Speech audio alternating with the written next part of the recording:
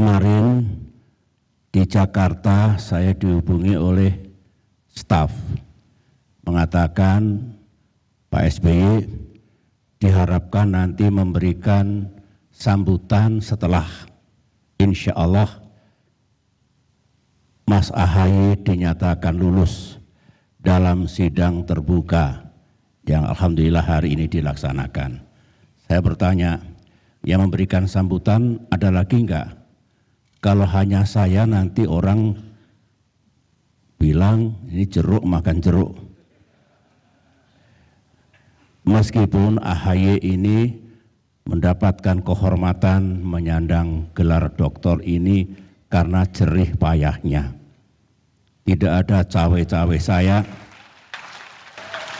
Benar-benar meskipun saya jarang ketemu siang dan malam, di samping mengemban tugas negara tentunya juga tidak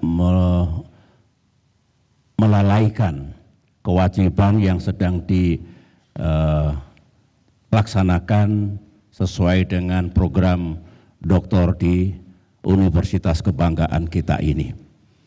Oleh karena itu, bismillah saya bersedia kalau begitu. Terima kasih tadi ada Mas Joyo Winoto, Bung Sofyan Jalil, kemudian Ibu Khofifah sendiri, dan saya meminta maaf kalau mungkin yang saya sampaikan tidak terlalu ilmiah, mungkin tidak terlalu sistematis, karena saya ini sekarang lebih berada dalam dunia seni.